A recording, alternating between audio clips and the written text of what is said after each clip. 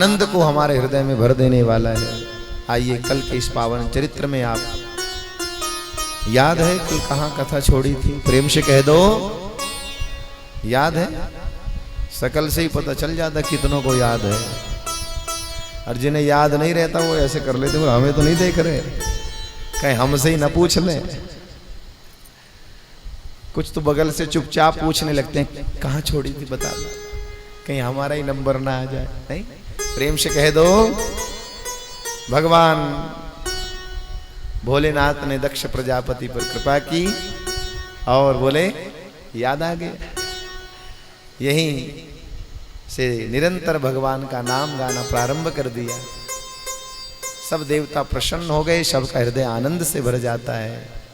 वही भगवती सती पार्वती के रूप में राजा हिमान के यहाँ प्रकट हो जाती हैं और फिर से कठिन तप करके भगवान भोलेनाथ को पुनः से पति रूप में प्राप्त करती हैं। और इन्हीं के यहाँ साक्षात भगवान गणपति और कुमार कार्तिकेय जी प्रकट होकर के जगत का कल्याण करते हैं। ऐसा भाव आप श्रवण कर रहे थे। आइए आज आदरणीय सूत जी महाराज ऋषियों को और इधर श्री सुखदेव जी महाराज परीक्षित जी को भगवान का पावन चरित्र श्रवण कराते हुए कहते हैं, महाराज मनु के जो पुत्र हैं उत्तानपाद, उनका विवाह सुनीति के साथ में होता है। बहुत समय जब कुछ संतान नहीं हुई तो सुनीति ने अपनी मौसेरी बहन सुरुचि से उनका दूसरा विवाह करा दिया। अब इनकी दो पत्नियां हो गई, सुरुचि और सुनीति। सुनीति यानी सुंदर नीति, सुरुचि यानी अच्छी रुचि, सुंदर रुचि, रुचि यानी इच्छा, नीति यानी नियम। अब जीवन जो है वो इच्छाओं से नहीं चलता, जीवन नियमों से चलता है। जिनके जीवन में सुंदर नियम होते हैं, श्रेष्ठ नियम होते हैं, उनका जीवन भी उच्च कोटि का होता है। और जिनकी केवल इच्छाएं इच्छाएं रहती है, अब बोलो इच्छा कभी पूर्ण होती है क्या? एक पूर्ण होती है, दूसरी बोलो दूसरी तैयार है, दूसरी पूरी हुई तीसरी तैयार। फरमाइशें हमारी कम थोड़ी हो। महाराज सुरुचि से जब विवाह हो गया उत्तानपाद का तो सुरुचि में ज्यादा लिप्त रहने लगा और सुनीति को जो समय पति से मिलता था, जो बचने लगा, वो सारा समय वो भगवान के चरणों में लगाने लगी। संसार में लगाया हुआ समय काम आए ना आए, लेकिन प्रभु के चरणों में लगाया हुआ समय बोलो अवश्य काम आता है। आज नहीं तो कल उसका प्रतिफल हमें प्राप्त हो जाता है। और भगवान की कृपा हुई, समय आने पर जब उनके यहाँ संतान हुई तो सुरुचि और सुनीति दोनों को संतान होती है। सुनीति के पुत्र का नाम है ध्रुव और सुरुचि के पुत्र का नाम है उत्तम कुमार। दोनों छोटे छोटे बालक हैं। घर के आंगन में अनेक प्रकार का आनंद होने लगा, लेकिन कहीं ना कहीं सुरुचि को थोड़ा द्वेष रहता है इस बात का कि ये दूसरा भी हो गया, राज्य में बंटवारा करेगा, नहीं तो खुद राजा बन जाएगा। उनको चिंता हो गई कि अब इसके बेटे को भी राज्य मिल जाएगा। तो एक दिन क्या होता, उत्तम अपने पिता की गोद उत्तानपाद की गोद में बैठा था और ध्रुव भी उस समय पिता की गोद में बैठना चाहते थे। लेकिन क्या होता है, उसकी माता सुरुचि ने ध्रुव का हाथ पकड़ करके उसको नीचे गिरा दिया गोद से और कहा कि इनकी गोद में बैठना है तो मेरी कोख से जन्म लेना होगा। गोद में बैठना मानो कि इनके पद पर बैठना है तो मेरी कुक्षी से जन्म लेना होगा, तब इस पद पर बैठ सकते हो, इधर नहीं बैठ सकते। छोटा सा बालक रुदन किया, रोता रोता माँ के पास गया। माँ ने समझाया, देखो हम जो बच्चों के जीवन में जो उनको समझाते हैं, जो उनके जीवन में भरते हैं, वही वो बनते चले जाते हैं। बच्चों के अंदर क्या डालना है, उनको क्या संस्कार उनके अंदर भरना है, इस बात का बहुत ध्यान रखना चाहिए। कोई भी छोटी से छोटी बात हम लोगों के घर में होती है, हम भले ही उन्हें समझते रहे बच्चे छोटे हैं, इन्हें कुछ नहीं पता, लेकिन बच्चे छोटी छोटी बातें नोट करते हैं। आप उन्हें कहोगे नहीं ऐसा नहीं ऐसा करना है, ऐसा नहीं ऐसा करना है, लेकिन ऐसा नहीं है। वो जो देख रहे हैं वो सीख रहे हैं, वो बन रहे हैं। आप उन्हें कहते हो बच्चा अब बड़ों को नमस्कार करो, पैर छू के प्रणाम करो, माता को प्रणाम करो, पिता को करो, दादा दादी को करो। अब उन्होंने जब अपने माता पिता को कभी प्रणाम करते अपने बड़ों को नहीं देखा, जब उन्होंने कभी अपने माता पिता के उनको पैर छूते नहीं देखा, तो वो कैसे छूए? वाक्य से अच्छा है कि व्यक्ति को अपने आचरण से, उपदेश से अच्छा है आचरण से प्रस्तुत करना चाहिए। आचरण से दिया गया उपदेश ज्यादा सार्थक होता है। वाणी से दिया गया उपदेश उतना सार्थक नहीं होता, आचरण से दिया गया उपदेश सार्थक होता है। इसलिए हमें अपने आचरण से उपदेश करना चाहिए। कई बार ऐसा होता है कुछ घरों में महाराज, लोग अपने ही माता पिता की, यानी जब वो बूढ़े हो जाते हैं और थोड़ा परेशान तो कर ही देते हैं। अब छोटे बच्चे भी तो माता पिता को परेशान करते, जब वो छोटे होते हैं तो परेशान नहीं करते क्या? उन्हें बार बार शांत बैठाओ, वो फिर थोड़ी देर बाद वही शुरू, फिर बिठाओ, फिर वही थोड़ी देर बाद। तो बोलो माता पिता कहाँ परेशान होते हैं? फिर भी तो उनको अपने गले से ही लगाते हैं। कितना परेशान करते हैं छोटे बच्चे, पर माता पिता तो परेशान नहीं होते। पर जब बूढ़े होकर के माता पिता बच्चों को थोड़ा सा परेशान कर देते हैं तो ये बच्चे बड़े जल्दी परेशान हो जाते हैं। इनको लगता है लो इन्होंने तो हमारा जीना ही हराम कर दिया। थोड़ी थोड़ी देर बाद तो इन्हें कुछ ना कुछ मांगना होता है, थोड़ी थोड़ी बात तो कुछ कहना होता है। ये जल्दी परेशान हो जाते हैं। और फिर क्या होगा, कई बार तो हम अपने ही बच्चों से बैठ करके चर्चा करते, बोलो इन्होंने हमारा जीना हराम कर दिया। अपने बच्चों से चर्चा कर रहे हैं, किसकी? दादा दादी। अब विचार कीजिए, हम अपने माता पिता के बारे में अपने बच्चों से बात कर रहे हैं। आज वो बूढ़े हो गए हैं तो हम उनसे कह रहे हैं कि ये ऐसे हैं, ये ऐसे हैं, ये हमें ऐसे परेशान करते हैं। हम अपने बच्चों को सिखा रहे हैं कान दबा के निकल जाओ, इधर से निकल जाओ। तो अब ये समझ लो कि ये संस्कार डाल रहे हो आप अपने बच्चों के अंदर। कल को जब तुम्हारा समय आएगा तब ये बच्चे भी अपने बच्चों को ऐसे ही तुम्हारे बारे में भी बोलो चर्चा करेंगे, ये भी उनको वैसा ही सिखाएंगे।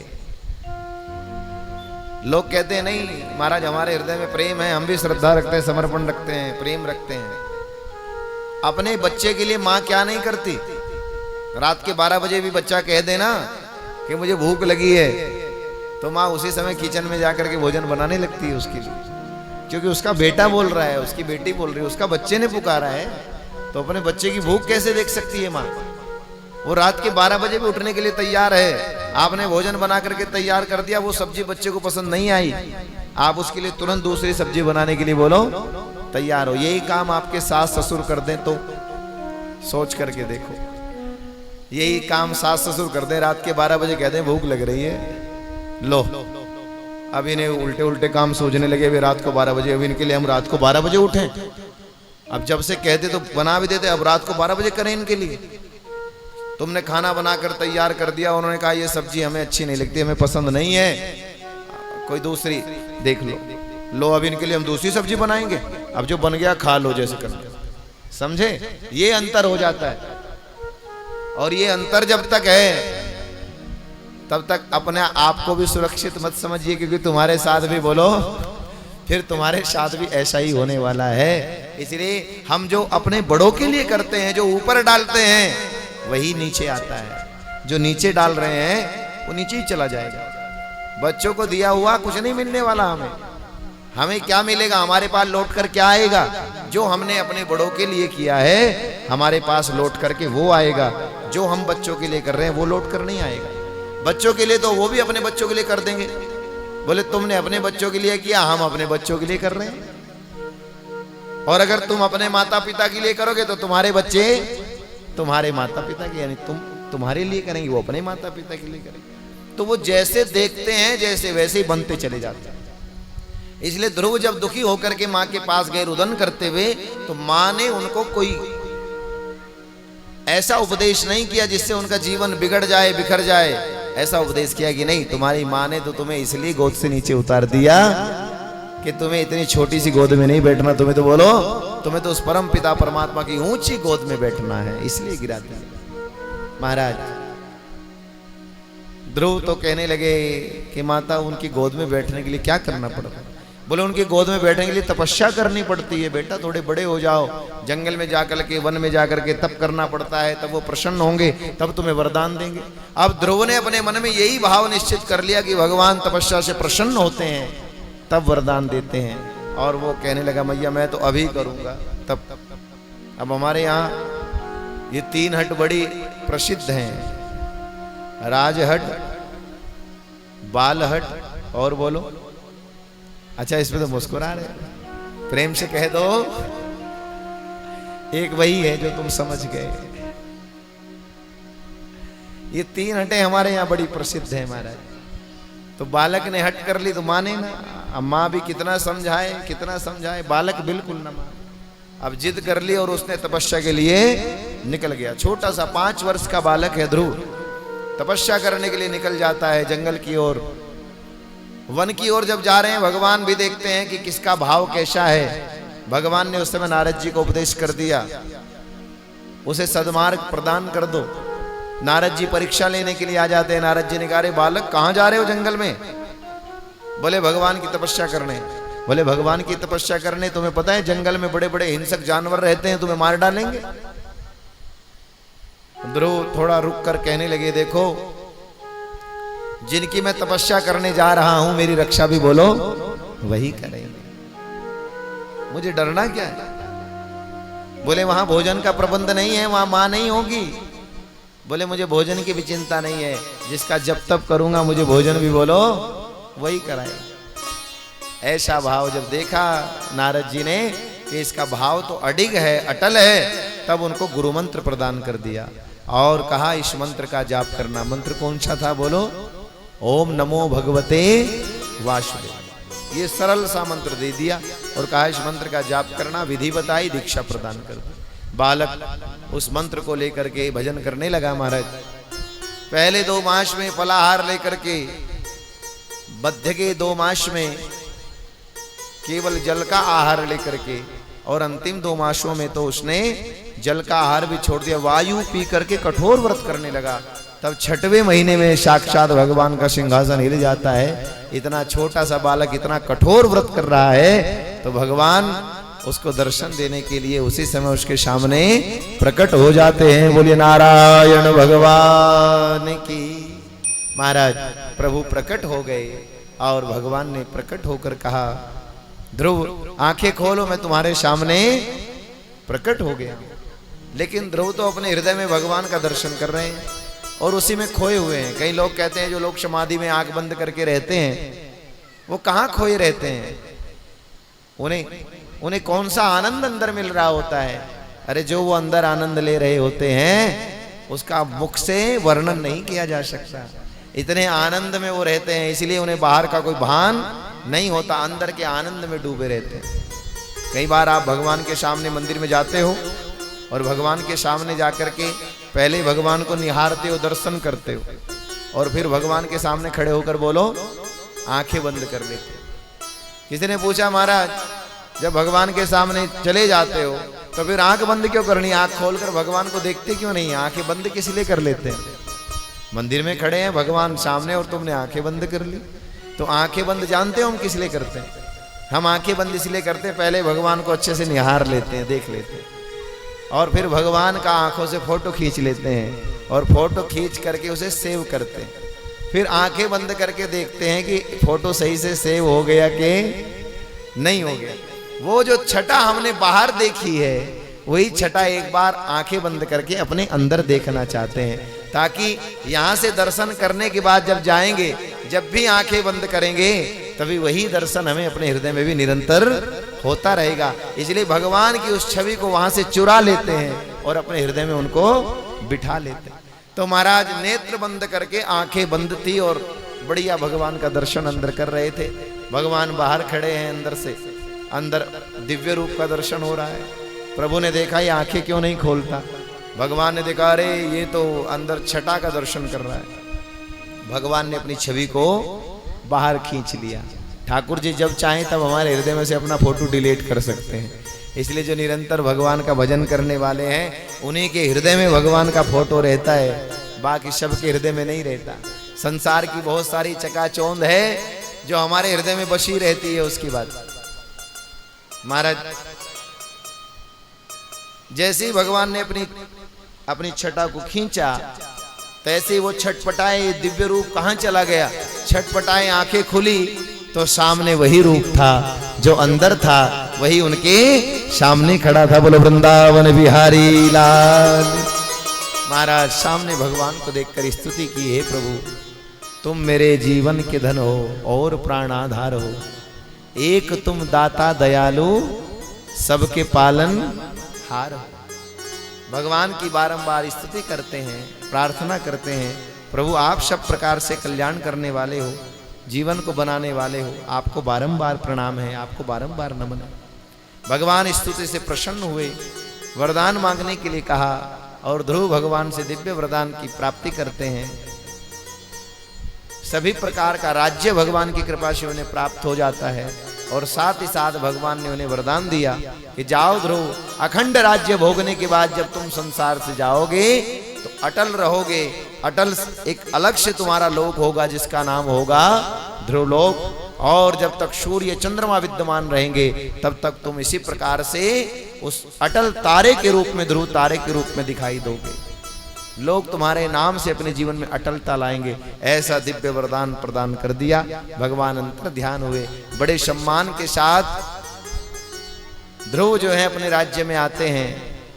आज जो उनसे नाराज हो रहे थे, आज जो उन्हें नीचा दिखाना चाहते थे, आज वो सब उनके सामने नतमस्तक हैं। जब कभी कभी व्यक्ति संसार में कुछ ऐसा बड़ा कार्य कर देता है तब बड़े बड़े उनके सामने नतमस्तक हो जाते हैं। और देखो, अच्छा कार्य करता है व्यक्ति, अच्छी पढ़ाई लिखाई करता है, अच्छा कार्य करता है तो बोलो, अच्छा कार्य करने पर उसे अपना ही तो लाभ होता है उसका, या किसका लाभ होता है बोलो? अच्छा कार्य करने पर उसका अपना ही लाभ होता है और संसार भी उसको, बोलो, संसार के लोग भी उसे, उसकी प्रशंसा करते हैं। अरे देखो फलाने का बेटा कितने अच्छे नंबर लेकर आया। नंबर उसके आए और बड़ाई कौन कर रहे हैं? बड़ाई पड़ोसी कर रहे हैं। अपने बच्चों को पीट पीट के कह रहे हैं देखो तुमसे ज्यादा अच्छे नंबर ले आया। भले ही किसी भाव से कर रहे हो महाराज, लेकिन चर्चा तो बोलो, चर्चा तो हो रही। मेहनत की उसने, नाम हुआ उसका, लेकिन प्रशंसा कर रहे हैं लोग। भले ही जल के करें पर फिर भी करते हैं ना। और जब व्यक्ति अपना काम बिगाड़ता है, अपना नुकसान करता है, अब नुकसान कर रहा है, अपना काम बिगाड़ रहा है, अपना नाम खराब कर रहा है, अपना अपने परिवार का, और लोग चर्चा करते हैं देखो फलाने का बेटा कैसा उल्टा काम, लोग चर्चा। तो इसलिए लाभ किसमें है? अच्छा कार्य करो, शत्रु भी चाहे किसी भाव से प्रशंसा करें, लेकिन शत्रु के मुख से भी कहीं ना कहीं प्रशंसा निकलती है। इसलिए अच्छे कार्य की ओर हमें अपने आप को लगाना चाहिए, अपने बच्चों को लगाना चाहिए। आज उनके जीवन में इतनी बड़ी उपलब्धि उन्हें प्राप्त हो गई कि सब उनके सामने नतमस्तक हो गए। उसी माँ ने जिसने हाथ पकड़ करके नीचे गिरा दिया था, उसी माँ ने आरता उतारा, और समय आने पर इन्हीं ध्रुव जी को दिव्य राज्य प्राप्त होता है। महाराज इनका विवाह शिशुमार की पुत्री भृमि के साथ में होता है। इनके पुत्र वत्सर होते हैं। इन्हीं की वंश परंपरा में अंग नाम के राजा होते हैं जिन्होंने धर्म पूर्वक राज्य किया। अंग से सुनीता और अंग से क्रूर कर्मा वैन का जन्म होता है जो अत्याचारी बन गया था, और ऋषियों के श्राप के कारण जिसको अपने प्राण गंवाने पड़े। बाद में जब राज्य में अराजकता फैल गई, ऋषियों ने भगवान का भजन किया और भगवत प्रेरणा से राजा वैन की ही भुजाओं का मंथन करके उन्होंने भगवान को ही उनकी भुजाओं से प्रकट कर लिया। महाराज पृथु के रूप में भगवान और देवी अर्ची के रूप में भगवती लक्ष्मी प्रकट हो जाती हैं। बोले पृथु भगवान की। महाराज अब उन्हें राज्य सौंपा गया। अब वो राज्य चलाना चाहते हैं, लेकिन राज्य में तो किसी प्रकार से भी, क्योंकि अकाल पड़ गया, अन्न बोते हैं, बीज बोते हैं, वो जन्मता ही नहीं। एक दिन क्रोध आ गया, पृथ्वी पर बाण उठा लिया, धनुष बाण उठा करके पृथ्वी को लक्ष्य बनाया। पृथ्वी घबराई, गौ का रूप धारण करके दौड़ी है। गौ के रूप में देख करके महाराज पृथु ने अपना बाण नीचे कर लिया। क्योंकि नमो ब्रह्मण्य देवाय गो ब्राह्मण हिताय च, भगवान गो ब्राह्मण के हित के लिए संसार में अवतार धारण करते हैं। कैसे चलाते बाण उन पर। पृथ्वी हाथ जोड़कर चरणों में आई, प्रार्थना करने लगी। भगवान पूछना चाहते हैं, मैंने अनेक बार बीज बोया, तुम क्यों उसको जन्माती नहीं हो। तब मां पृथ्वी कहना चाहती है कि मेरा जो अन्न है वो जब दुष्ट लोग ग्रहण करने लगे तब मैंने उसे अपनी कुक्षी में छिपा लिया, क्योंकि मां पृथ्वी के पास जो अन्न धन है वो दुष्टों के लिए नहीं बल्कि भक्तों के लिए है, संतों के लिए है। और अगर वही नहीं होंगे तो दुष्टों को भी भोजन मिलने वाला नहीं है। दुष्टों को तो भोजन भक्तों के कारण मिलता है, अगर भक्त नहीं होंगे तो संसार में भूमि अन्न भी नहीं उपजाएगी। और देख लेना कलयुग का अंत आते आते यही स्थिति होगी कि पृथ्वी से किसी प्रकार का अन्न भी उगना बंद हो जाएगा, वो भी नहीं होगा। जब तक भक्त होंगे तभी तक पृथ्वी अन्न उपजाती रहेगी, और भक्त नहीं होंगे तो महाराज पृथ्वी अन्न भी उपजाना बंद कर देगी। तब तो महाराज पृथु ने कहा, अब तो मैं राज्य करूंगा। भगवती ने कहा, मैं गौ के रूप में आई हूं, आप दोहक बने और महाराज मनु को बछड़ा बना करके सब प्रकार का दोहन कर लें। और महाराज पृथु ने मनु महाराज को बछड़ा बना करके सभी प्रकार के धन धान्य का दोहन कर लिया, और सब प्रकार से आनंद होने लगता है। वो जो बाण संधान किया था धनुष पर, वो मां पृथ्वी के कहने पर उनकी ओर छोड़ दिया गया, जिससे जो भूमि उथल पुथल थी, ऊंची नीची थी, तो उस बाण के लगने से वो भूमि समतल हो गई, और तभी से इस भूमि पर ग्राम और पुर होने लगे।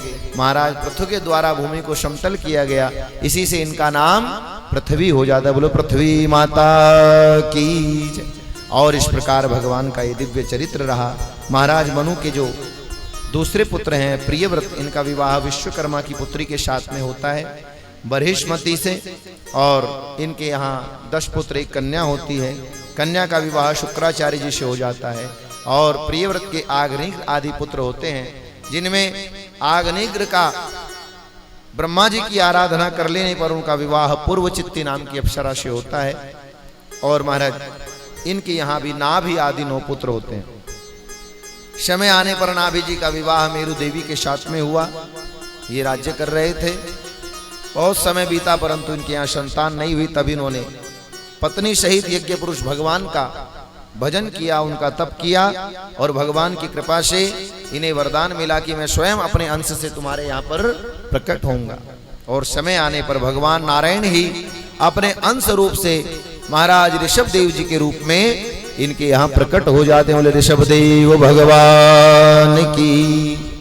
और महाराज धीरे धीरे समय बीता, ऋषभ देव जी को सिंहासन पर बिठा करके महाराज नाभि वन की ओर चले जाते हैं।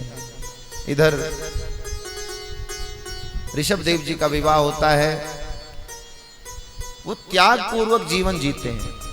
अब आप समझिए, जो अनेक प्रकार के सुख सुविधाओं के बीच में रहता हो, अनेक प्रकार के आनंद में रहता हो, उसे कोई त्यागी कहेगा क्या। एक बार ऐसे ही महाराज स्वर्णबाहु और मुनि वैनतेय थे। मुनि वैनतेय का जो आश्रम था वो बहुत सुंदर बना हुआ था, सब प्रकार की व्यवस्थाओं से व्यवस्थित था। लेकिन मुनि का नाम प्रसिद्ध था कि महाराज मुनि वैनतेय बड़े ही त्यागी हैं। उन्हें वे किसी चीज में भी लिप्त नहीं है। तो महाराज स्वर्णबाहु कहने लगे कि इतनी सुख सुविधाओं के बीच में रहकर वो त्यागी कैसे हो सकते हैं, वो कैसे उनके मन में किसी प्रकार का विकार नहीं हो सकता। तो वो एक बार उन्हें देखने के लिए, देखने की इच्छा से, उनकी परीक्षा की इच्छा से महाराज स्वर्णबाहु वैनतेय मुनि के आश्रम पर चले गए। वहां उनको सब प्रकार से सम्मानित किया गया। और क्योंकि मुनि उनके मन की बात समझ गए थे, इसलिए वो चर्चा करते करते महाराज स्वर्णबाहु को वन की ओर लेकर चल पड़े। और चलते गए, पीछे मुड़कर देखते नहीं थे। चर्चा होती रही, आगे बढ़ते चले गए। लेकिन जैसे ही सूर्यास्ताचल की ओर जाने लगा, सूर्यास्त होने लगा, महाराज स्वर्ण बाहु कहने के मेरे घोड़े, मेरी सेना, मेरे उपाहन, छाता, ये चंवर आदि सब मेरे वहां महल में छूट, वहां पीछे आश्रम में रह गए। महाराज क्या आप वापस नहीं लौटेंगे क्या? यहीं पर मुनि वैनतेय ने कहा, देखो राजन, इसे ही कहते हैं त्याग। जब मैं सुख सुविधाओं के बीच में था तब भी मैं वैसा ही था, और जब मैं वहां से निकलकर चला तो अब मैं उन सुख सुविधाओं को भूल चुका था। मैं उन सुख सुविधाओं को मन में बसाकर नहीं चलता। अभी भी तुम्हारे मन में बसा रहा, तुम्हारा छत्र, तुम्हारा चंवर, तुम्हारी उपाहन, तुम्हारी सेना तुम्हारे मन में बसी रही, यानी तुम्हारे मन में माया बसी हुई है। मेरे मन में माया बसी नहीं है, मैं उसके मध्य में रहता हूं, उसका उपभोग करता हूं, लेकिन उसे अपने जीवन में लिप्त नहीं करने देता। यही त्याग की भावना है। आप अपने घर में, परिवार में जिस भी प्रकार के, अनेक प्रकार की जो सुविधाएं हैं उनका भोग कीजिए, पर सुविधाओं में लिप्त ना होजिए। लोग 4 दिन एसी के कमरों में सो जाते हैं, 5वें दिन उन्होंने नॉर्मल कमरे में सुलाओ तो कहते हैं लो हमें बिना एसी के कमरे के बोलो नींद नहीं आती। यही तो हो रहा है आजकल। अभी इसी साल से एसी लगी है और महाराज उसमें महीना 10 दिन उसमें हम सो लिए, तो उसके बाद हमें कहीं जाना पड़े किसी रिश्तेदारी में, किसी परिवार में, और वहां हमें एसी का कमरा ना मिले तो बोलो हमें तो बिना एसी की नींद नहीं आती। क्यों बनाया तुमने अपने आप को ऐसा कि तुम्हें बिना एसी की नींद नहीं आती? अब तुम इतने बड़े हो गए, अब तुम इतने प्रसिद्ध हो गए, अब तुम्हें इसके बिना नींद नहीं आएगी। अब जितनी सुविधाओं के बीच में तुम रहोगे उतनी सारी सुविधाएं तुम्हें सब जगह चाहिए। अब तुम किसी गरीब को अपना मित्र नहीं बनाओगे, अब तुम कभी उसके यहाँ नहीं जाओगे, क्योंकि तुम तो अब बढ़िया कमरे के अंदर रहते हो, तुम्हें तो अच्छा बिस्तर चाहिए, अच्छा भोजन चाहिए। अब तो तुम एक बार लग्जरी गाड़ी में बैठ गए, अब तो तुम किसी छोटी मोटी गाड़ी में बैठोगे नहीं, क्योंकि तुम्हारी तो आदत बिगड़ गई। अब इन सब चीजों में लिप्त होना ही संसार में लिप्त होना है। त्याग की भावना मन के अंदर रहनी चाहिए। अभी अच्छे कमरे के अंदर हैं, उसमें भी बढ़िया नींद आती है, और कभी वो सुविधा नहीं मिल पाई तो बोलो तो कभी आश्रमों में भी रहना पड़े। वैसे तो आश्रम भी लग्जरी है, वहां भी सब व्यवस्थाएं रहती हैं, लेकिन कभी किसी गरीब आश्रम में भी तो रहना पड़ सकता है। बोलो कभी किसी की कुटिया में रहना पड़ जाए, कभी किसी गरीब आश्रम में भी तो रहना पड़ जाए, तो वहां पर तो फिर हमें यही लगेगा बोले हम तो यहां रह नहीं सकते। त्याग की भावना मन के अंदर होनी चाहिए। त्याग है तो किन्हीं व्यवस्थाओं के बीच में रह लोगे, और कभी व्यवस्था नहीं भी होगी तो तुम्हें कोई फर्क नहीं पड़ेगा। ऐसा जीवन महाराज ऋषभ देव जी का है। उन्हें किसी प्रकार से वो व्यवस्थाओं में लिप्त नहीं है, और वैसा ही उपदेश अपने पुत्रों को, भरत आदि पुत्र इनके यहाँ होते हैं, उनको वैसा उपदेश करते हैं। और भरत जी ने पूरा उपदेश पिता का अपने जीवन में उतारा है। समय आने पर इन्होंने सब कुछ का त्याग कर दिया महाराज, यहाँ तक कि इन्होंने वस्त्रों का भी त्याग किया और ये दिगंबर हो गए। और यही प्रथम तीर्थंकर कहलाते हैं जैन धर्म के। यहीं से जैन धर्म प्रारंभ होता है। यहाँ त्याग की भावना को आगे बढ़ाते हैं महाराज ऋषभ देव जी जैन धर्म की स्थापना कर देते हैं, और ये पहले तीर्थंकर हो जाते हैं।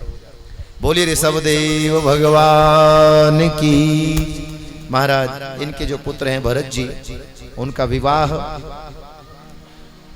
विश्वरूप की कन्या पंचजनी से होता है। इनके यहाँ 5 पुत्र होते हैं, और धीरे धीरे इनका भी राज्य इसी प्रकार से, जैसे पिता ने ऋषभ देव जी ने राज्य चलाया था, वैसे ही ये भी राज्य चलाते हैं।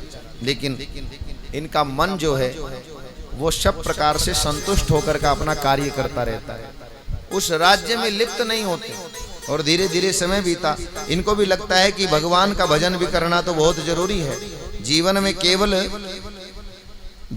केवल सांसारिक कामों से ही हमारा भला होने वाला नहीं है, हमें निश्चित समय पर भगवान का भजन भी करना पड़ेगा। जब तक भजन नहीं होगा तब तक कल्याण नहीं हो सकता। इसलिए कहते हैं कि नाम भगवान का जो दिल से लिया करते हैं, नाम भगवान का जो दिल से लिया करते हैं, उन्हीं भक्तों पे प्रभु जान दिया करते हैं। उन्हीं भक्तों पे प्रभु जान दिया करते हैं। नाम भगवान का जो, नाम भगवान का जो दिल से लिया करते हैं, नाम भगवान का जो दिल से लिया करते हैं, उन्हीं भक्तों पे प्रभु जान दिया करते हैं, उन्हीं भक्तों पे प्रभु जान दिया करते हैं।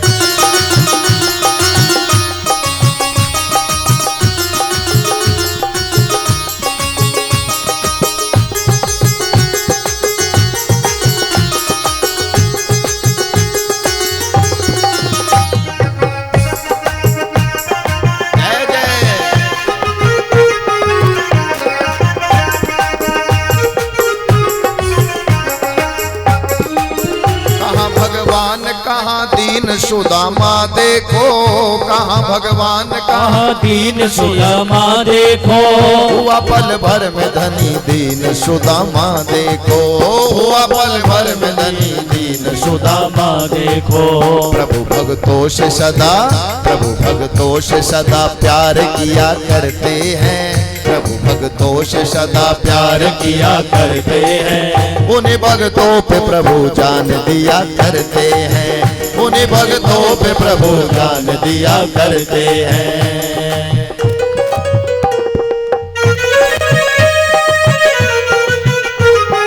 जय जय।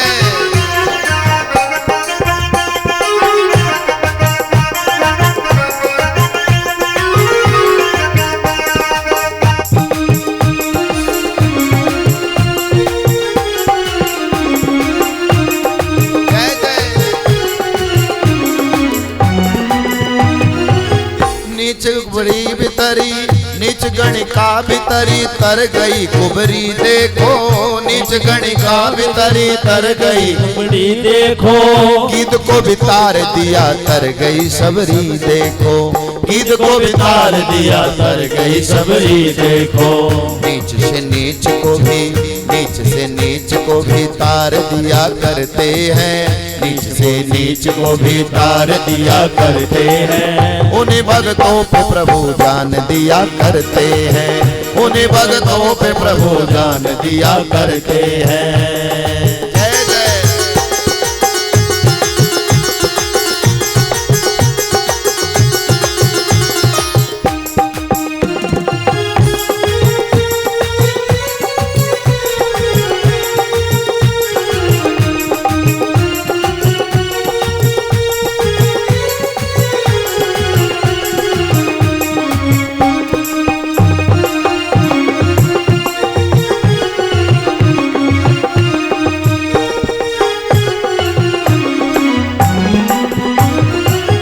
कष्ट धरती पे जब कभी भी पड़ते देखा, कष्ट धरती पे जब कभी भी बढ़ते देखा, कष्ट धरती पे जब कभी भी बढ़ते देखा, कष्ट धरती पे जब कभी भी बढ़ते देखा, दुख भक्तों पे जब कभी भी पड़ते देखा, दुख भक्तों पे जब कभी भी पड़ते देखा। हर अवतार प्रभु, हर अवतार प्रभु तार दिया करते हैं, हर अवतार प्रभु तार दिया करते हैं, उन्हीं भक्तों पे प्रभु जान दिया करते हैं, उन्हीं भक्तों पे प्रभु जान दिया करते हैं। नाम भगवान का जो, नाम भगवान का जो दिल से लिया करते हैं, नाम भगवान का जो दिल से लिया करते हैं, उन्हीं भक्तों पे प्रभु जान दिया करते हैं, उन्हीं भक्तों पे प्रभु जान दिया करते हैं, उन्हीं भक्तों पे प्रभु जान दिया करते हैं, उन्हीं भक्तों पे प्रभु जान दिया करते हैं। जय जय श्री राधे श्याम।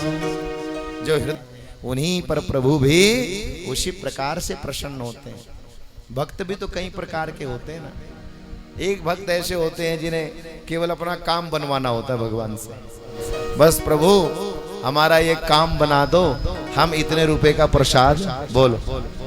ऐसा समझ लिया जैसे जैसे किसी ऑफिस में बैठे हुए कोई सरकारी अफसर हो, उसे कुछ रिश्वत दे करके अपना काम करा लो। तो भगवान से ऐसे कहते प्रभु इतने रुपए का प्रसाद चढ़ा देंगे, बोलो हमारा ये काम बनवा दे।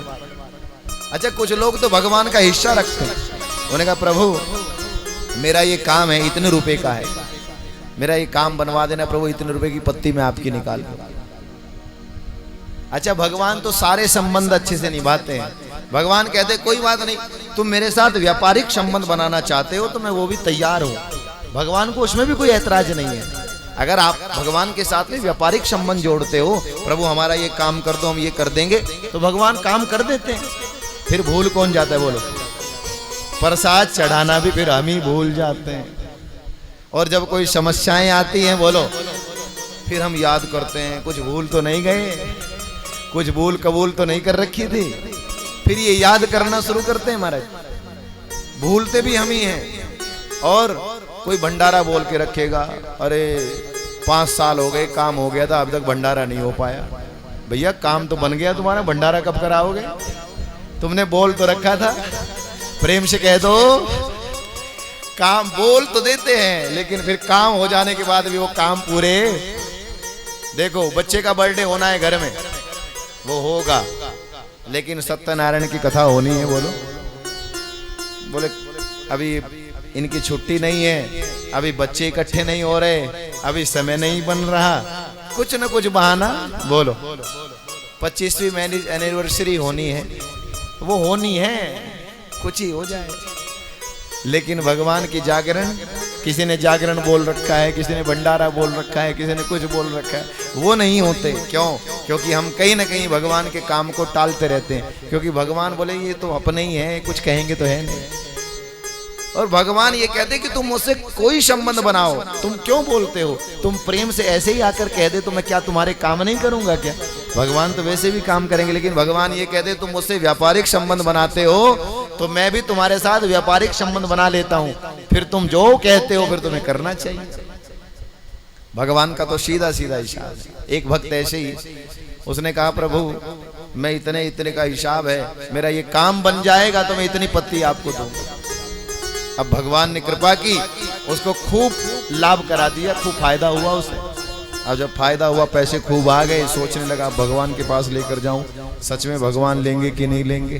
वो पैसे लेकर पहुंच गया वहां और ठाकुर जी के सामने और अपने सामने एक रेखा खींच दी उसने, ऐसे बीच में रेखा खींच दी और रेखा खींच कर कहने लगा हे प्रभु, ये मैं जो आपका बनता था मैं लेकर आया हूं, मैं यहाँ पर ऐसे उछाल दूंगा, जो रेखा के उधर उधर जाएं वो आपके, और रेखा के इधर इधर रह जाएं बोलो वो मेरे। इसका मतलब आप थोड़े उतने ही लेंगे जितने आप रेखा के उधर ले जाएंगे। अब बोलो, फेंकने तो अपने ही हाथ में थे, इतनी जोर से फेंके वो इधर ही गिर गए, सब थोड़े ही गए उधर। और फिर इकट्ठे करते हुए कहने लगा अच्छा प्रभु आपने बिल्कुल थोड़े ही लिए, इतनी संतुष्टि से वो सब इकट्ठे कर लिए। उसके पीछे जो भक्त खड़ा था वो तो उससे भी ज्यादा होशियार था, वो तो भगवान के सामने वो जो धन लेकर आया हुआ था, प्रभु से कहने लगा प्रभु हे ऊपर वाले, आप ऊपर रहते हो मैं नीचे रहता हूं, मैं रेखा खींच करके बोलो, मैं रेखा खींच करके आपके और अपने बीच में कोई भेद पैदा करना नहीं चाहता। हे ऊपर वाले, आप ऊपर रहते हो मैं नीचे रहता हूं, मैं ये सब धन ऊपर की ओर फेंकूंगा, जितना आपको चाहिए उतना रख लेना, जो नीचे गिर जाएगा बोलो। वो सब उछाला ऊपर, वो सब नीचे ही गिर गया, सब इकट्ठा कर लिया। अब बोलो, अब भगवान भी कहें बोले अच्छा हीरे मोती दाने में देत, भक्ति की भी राह दिखाए न्यारी। हीरे मोती दाने में देत, भक्ति की भी राह दिखाए न्यारी। सब कुछ देके परीक्षा लेता कि कौन सी ओर चले संसारी। सब कुछ देके परीक्षा लेता कि कौन सी ओर चले संसारी।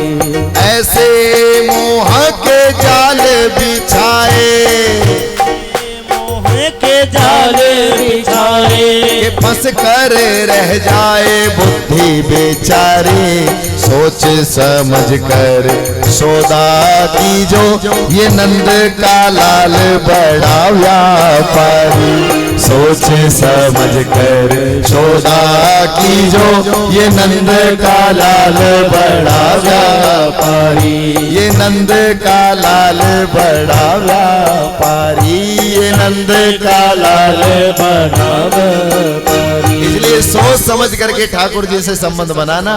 अगर व्यापारिक संबंध बनाओगे तो ये तुमसे बड़े व्यापारी हैं, और प्रेम का संबंध बनाओगे तो ये हमसे बड़े प्रेमी हैं, ये हर चीज में हमसे आगे हैं। इसलिए जैसा बनकर के इनके साथ संबंध जोड़ोगे ना, अगर सरल बनकर जोड़ोगे तो भगवान हमारे साथ हमसे भी ज्यादा सरल बनकर के हमारे ऊपर कृपा करेंगे, और अगर चतुर बनकर के होशियार बनकर के भगवान से संबंध बनाओगे तो भगवान हमसे ज्यादा चतुर, हमसे ज्यादा होशियार बनकर के हमारे साथ संबंध बनाते हैं।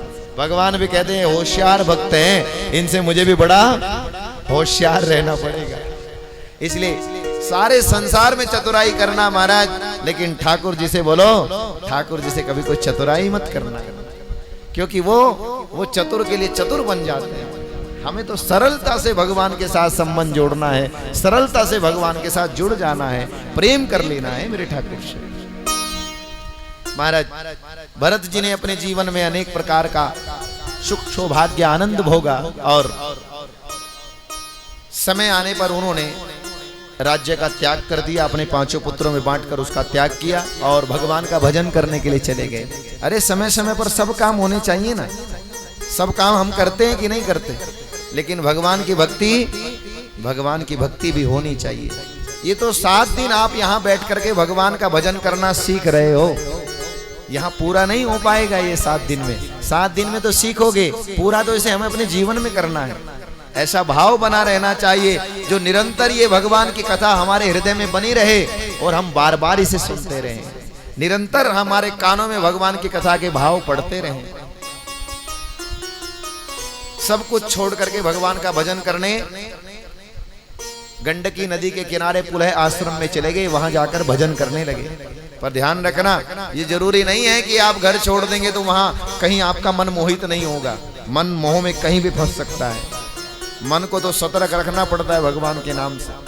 ये वहां बैठ करके भजन कर रहे थे। एक बार क्या हुआ, गंडकी नदी में एक गर्भवती हिरणी जल पीने के लिए आई, जल पी रही थी। उसी समय पीछे से सिंह की दहाड़ सुन करके भयभीत हो गई और उस नदी में छलांग लगाई, जिसके कारण उसका जो प्रसव था वो जल में ही हो गया और प्रसव की पीड़ा में तड़प करके उसके प्राण निकल गए। और वो जो बालक अभी अभी संसार में जन्म लिया, जिसने, उस शावक ने, वो फड़फड़ा रहा था जल में, उसे देख करके भरत जी को दया आ गई और वो उठे भजन छोड़ करके और उन्होंने जाकर के उस शावक को जल से बाहर निकाल दिया। महाराज जल से बाहर निकाला, फिर उसकी पालना पोषणा करने लगे। यहाँ तक तो ठीक था, लेकिन अब धीरे धीरे वो उसमें बोलो इतने लिप्त हो गए, इतने मोहित हो गए, जैसे संसार में व्यक्ति अपने परिवार में फंस जाता है, वैसे वो उस हिरण के मोह में, बोलो उस हिरण के मोह में फंस गए। प्रेम से कह दो, थोड़ा जोर से कह दो।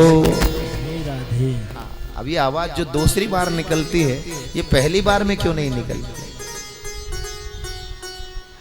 महाराज अब हिरण के बच्चे में इतने लिप्त हो गए कि उसकी याद आती है उनको हर समय। वो कहीं ओझल हो जाए आंखों से तो लगता है कोई ले ना गया हो, कहीं जाकर उसके प्राण ना निकल गए हो, उसी की चिंता रहने लगी। अब क्या होता है, एक दिन वो थोड़ा बड़ा हो गया था, बाकी हिरणों के साथ में चला गया। भरत जी उसी के वियोग में रहने लगे और उसके वियोग में रहते रहते उनके प्राण, बोलो उसके वियोग में ही उनके प्राण निकल जाते। और उसके वियोग में जब प्राण निकले तो गति कैसी होती? अंतमति सह गति। प्राण निकलते समय जीव की जैसी मति होती है, बोलो उसकी गति भी वैसी होती है। प्रेम से कह दो, हाँ ठीक यही हो, पता लग गया। अंत में जैसी मति वैसी गति है। अगला जन्म क्या हुआ भरत जी का, बोलो अगले जन्म में क्या बन गए? जो सोच रहे थे वही बन गए। हिरण को सोच रहे थे, अगले जन्म में हिरण बन गए। हिरण बन करके जब पूर्व की तपस्या जागती है, ज्ञान जागता है, तो पता चलता है मैं तो भगवान का भजन करने आया था, लेकिन जब पशु भाव जागता है तो घास खाते हैं, हिरणों के साथ घूमते हैं। महाराज सोचने लगे मैं कहाँ फंस गया, किस झंझट में फंस गया। धीरे धीरे समय बीता, गंडकी नदी के जल में खड़े होकर प्राण त्याग किए। अगला जन्म कहाँ होता है? अगला जन्म होता है एक ब्राह्मण के घर में। अब ब्राह्मण के घर में जन्म हुआ, ब्राह्मण देवता ने देखा मेरे घर में कोई दिव्य पुरुष आया है, उसी प्रकार से मानो उसका मुख तेजस्वी था, लगा कोई बड़ा विद्वान बालक मेरे घर में आया।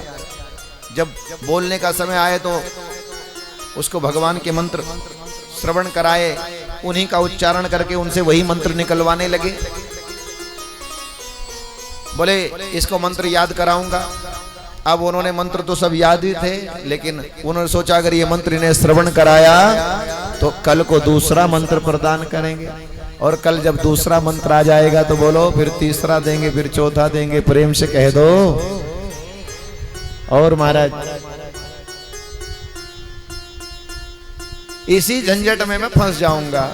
फिर ये मुझे कहेंगे जाओ यजमान के यहाँ पूजा पाठ करके आओ, यज्ञ अनुष्ठान करो, फिर मैं इसी संसार के बंधन में बंध जाऊंगा।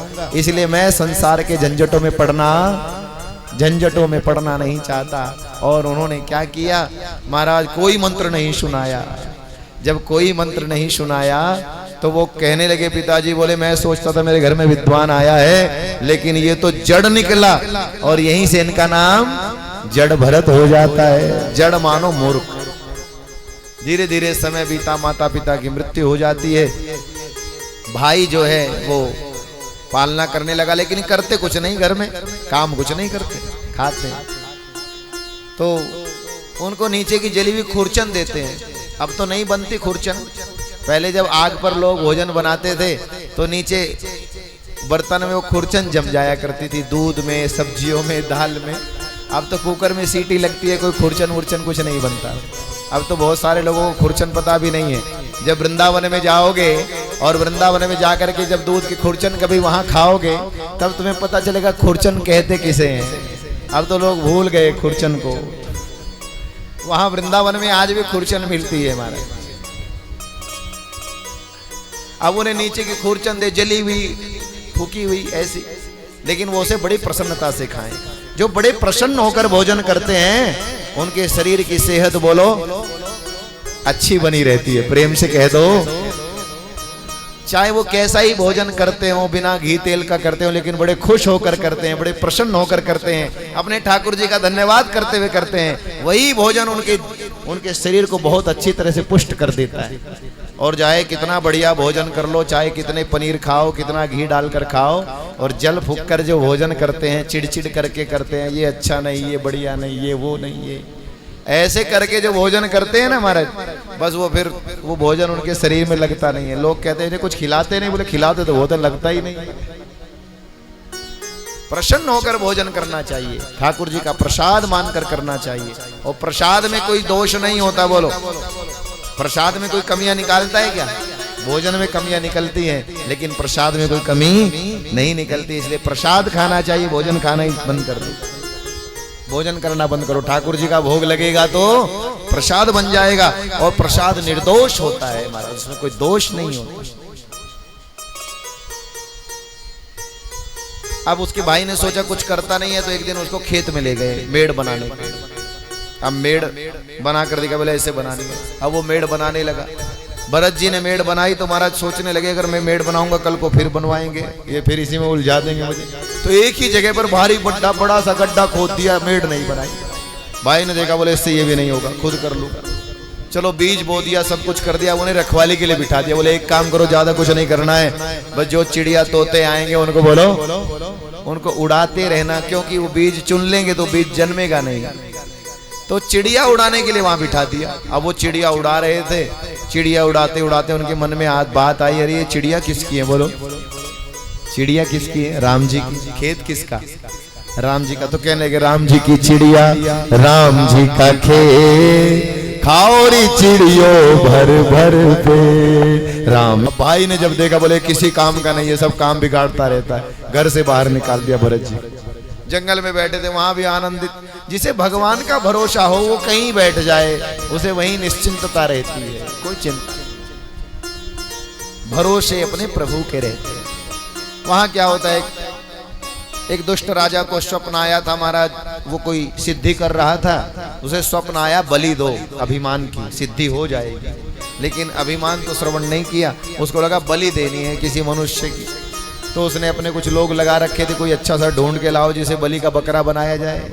तो वो खोज करते फिर रहे थे और तो कोई मिला नहीं। जंगल में बैठे भरत जी मिल गए, हष्ट पुष्ट तो थे ही, अब इन्हीं को ले गए महाराज। इन्हें ले जाकर के नहलाया धुलाया, बढ़िया कपड़े पहनाए, बढ़िया भोजन कराए, ये खुश, देखो ठाकुर जी कितनी बड़ी कृपा हुई, अच्छे वस्त्र भी मिल गए और बढ़िया भोजन भी मिल गया। लेकिन वहां से ले जाकर जब उन्हें कहा, बोले महाराज ये आपको खिलाया पिलाया इसलिए जा रहा है क्योंकि आपको बलि का बकरा बनाया जा रहा है। अब महाराज जैसे ही भगवती काली के सामने इनको ले जाया गया और वो राजा दुष्ट आकर के जैसे ही बलि देने के लिए तैयार होता है, तलवार निकाल करके जैसे ही तलवार चलाने लगा, उसी समय भगवती भद्रकाली मूर्ति से प्रकट हो गई और राजा के हाथ से तलवार छीन करके उसी समय राजा का, उस दुष्ट राजा का वध कर दिया भगवती ने। जाको राखे साइया मार सके ना कोई, जिसकी रक्षा करने वाले भगवान हैं उन्हें संसार में बोलो उन्हें कौन मार सकता, कि जिनके रक्षक श्री भगवान उन्हें कोई मार नहीं सकता, जिनके रक्षक श्री भगवान उन्हें कोई मार नहीं सकता। श्री जगन्नाथ का भक्त जगत में हार नहीं सकता, श्री जगन्नाथ का भक्त जगत में हार नहीं सकता। जय जगन्नाथ भगवान करो भक्तों का कल्याण, जय जगन्नाथ भगवान करो भक्तों का कल्याण। जिनके रक्षक श्री भगवान उन्हें कोई मार नहीं सकता, जिनके रक्षक श्री भगवान उन्हें कोई मार नहीं सकता। श्री जगन्नाथ का भक्त जगत में हार नहीं सकता, श्री जगन्नाथ का भक्त जगत में हार नहीं सकता। जय जगन्नाथ भगवान करो भक्तों का कल्याण, कह दो जगन्नाथ भगवान करो भक्तों का कल्याण।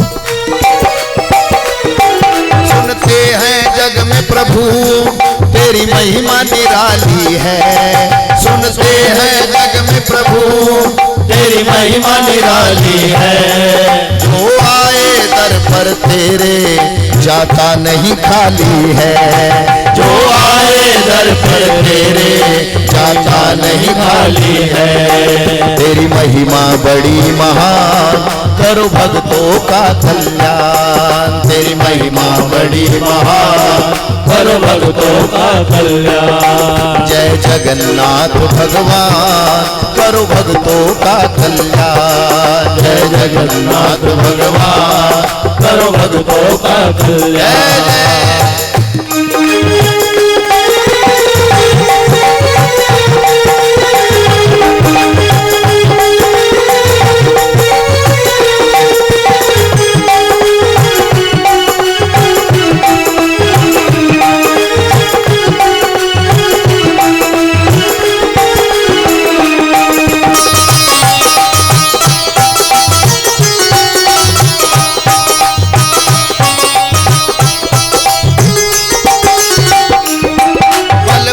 सुभद्रा के संग में प्रभु आप विराजे हैं, बलभद्र सुभद्रा के संग में प्रभु आप विराजे हैं। कलयुग में तीनों की सुनने इस पुरी में साजे हैं, कलयुग में तीनों की सुनने इस पुरी में साजे हैं। हमें दर्शन दो भगवान करो भक्तों का कल्याण, हमें दर्शन दो भगवान करो भक्तों का कल्याण। जय जगन्नाथ भगवान करो भक्तों का कल्याण। जय जगन्नाथ भगवान करो भक्तों का कल्याण। जिनके रक्षक श्री भगवान उन्हें कोई मार नहीं सकता। जिनके रक्षक श्री भगवान उन्हें कोई मार नहीं सकता। श्री जगन्नाथ का भक्त जगत से हार नहीं सकता। श्री जगन्नाथ का भक्त जगत से हार नहीं सकता।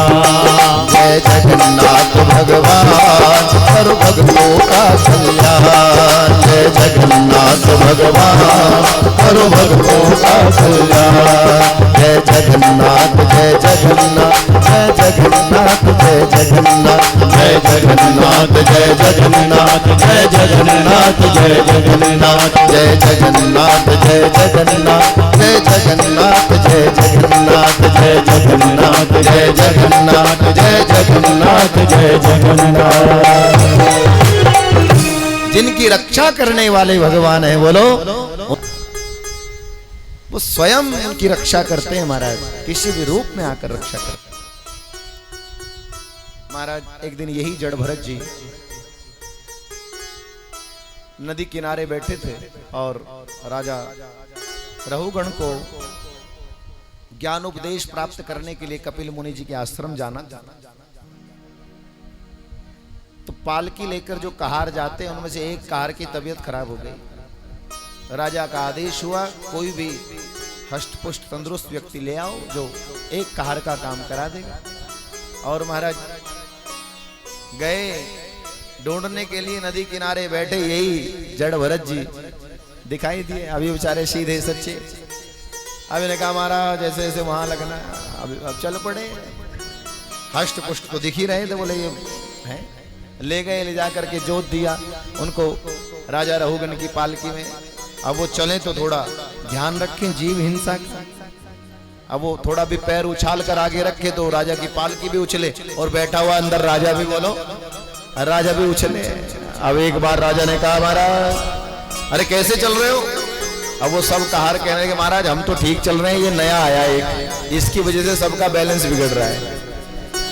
राजा ने उसकी ओर देख करके थोड़ा सा उसको कहा अच्छा अच्छा ये बड़ा पतला है, कमजोर है वो, इसलिए इससे चला नहीं जा रहा हो। ऐसे ही राजा ने थोड़ा सा ठिठोली कर ली उसके साथ, लेकिन वो तो बेचारा अपनी धुन में। और फिर आगे बढ़ा तो फिर उसने देखा जीव आ गया, तो फिर आगे ऐसे उछाल कर पैर रखा तो राजा फिर उछला। अब तो राजा तिल मिला गया, क्रोध में अनाप शनाप शब्द कहने लगा, अरे तुम जीवित हो कि मर गए हो? मैं इसी समय तुम्हें प्राण दंड दूंगा। अब राजा को तिल मिलाया देख, अनेक प्रकार की बातें कहते देख जड़ भरत जी ने सोचा भरत अगर तू आज चुप रह गया, क्योंकि ये बोलते ही नहीं थे, शांत रहते, कुछ नहीं कहते, लोग सोचे गूंगे हैं, बोलते ही नहीं है। अब जड़ भरत जी सोचने लगे आज नहीं बोला तो लोग कहेंगे कि जिस राजा रहुगण की पालकी भरत जी ने उठाई उस राजा रहुगण को नरक में जाना पड़ा। इसलिए आज राजा की स्थिति को देख करके राजा नरक में ना जाए, आज जड़ भरत जी बोल उठे और उन्होंने कहा राजन आप राजा हैं, मैं प्रजा हूं। मोटा पतला ये शरीर का धर्म है, बोझ ढोने वाले के लिए है, भार नाम की कोई वस्तु है वो ढोने वाले के लिए है। आप राजा हैं, मैं प्रजा हूं, ये भेद बुद्धि है। तत्व भाव से देखा जाए तो सबके अंदर बोलो वही परमात्मा विराजमान। राजा उनके मुख से ऐसे ज्ञान वचन सुन करके आश्चर्यचकित हुआ, पालकी से उतर करके देखने लगा कि कहीं ये कपिल मुनि तो मेरी परीक्षा लेने के लिए वेश धारण करके नहीं आ गए। महाराज आप कौन हैं? बोले किसके बारे में पूछ रहे हो? इस शरीर के बारे में पूछ रहे हो या जो इसके अंदर बैठा है उसके बारे में पूछ रहे हो? राजा हिल गया, समझ गया ये कोई साधारण पुरुष नहीं है, ये कोई पहुंचा हुआ है। महाराज क्षमा कर दीजिएगा। आसन लगाकर बैठ गए और वहीं भरत जी से जो ज्ञान उन्हें कपिल जी से लेना था वो ज्ञान भरत जी से लेकर के उनके जीवन की अनेक अज्ञानता की ग्रंथियां खुल गई और भगवत प्राप्ति की ओर वो बढ़ चलते हैं। ऐसी कृपा जड़ भरत जी ने उनके ऊपर की। आदरणीय सुखदेव जी महाराज भगवान की मंगल कथा का रसपान कराते हुए नरकों का वर्णन करते हैं। नरकों के वर्णन में आप सब लोग देखते हैं अनेक प्रकार के नरक हैं, उनमें जो प्रमुख हैं 21 महान नरक हैं, उनमें 22वीं वैतरणी नदी है। नरक स्वर्ग सभी होते हैं। ये मत समझना कि भैया नरक नहीं होता, स्वर्ग नहीं होता, सब होते हैं। व्यक्ति के कर्मों के आधार पर उसे नरक और स्वर्ग सभी प्राप्त हो जाते हैं। अच्छे कर्म करेंगे तो बोलो, अच्छे कर्म करेंगे तो उत्तम लोक की प्राप्ति होगी। उत्तम लोक से मतलब क्या है? उत्तम स्थिति। आज आप जिस स्थिति में हैं, अच्छे कर्म होंगे तो कल बोलो, कल इससे उत्तम स्थिति में होंगे और उत्तरोत्तर वृद्धि होगी। यही मनुष्य एक दिन ऐसी स्थिति में पहुंच जाता है कि अपने उत्तम कर्मों के कारण एक दिन ये देवता बन जाता है। देवता भी मनुष्य शरीर में आने के बाद ही देवता बनते हैं। देवता कोई देवता ही प्रकट नहीं होते। मनुष्य शरीर में उन्होंने इतना उच्च कोटि का कर्म किया होता है कि वो मनुष्य ही एक दिन देवता बन जाता है। और लोग कहते नहीं, अरे उस व्यक्ति के बारे में पूछ रहे हो, अरे वो तो देवता है भाई, तो देवता है बिल्कुल। अच्छे कर्म वालों को तो लोग यही देवता कहते हैं। आप विचार करके देखिए, जिनको यहाँ देवता कहा जा रहा हो तो क्या परलोक में उन्हें देवता नहीं बनाएगा? अवश्य देवता बनेंगे। व्यक्ति अपने कर्मों से ही देवता बनता है। और बोलो राक्षस, राक्षस भी अपने ही कर्मों से बनता है, किसी दूसरे के कर्मों से नहीं बनता। प्रेम से कह दो, नरक और स्वर्ग है। 3 प्रकार के कर्म हैं, कायिक, वाचिक और मानसिक। तीनों प्रकार के कर्मों का फल मिलता है।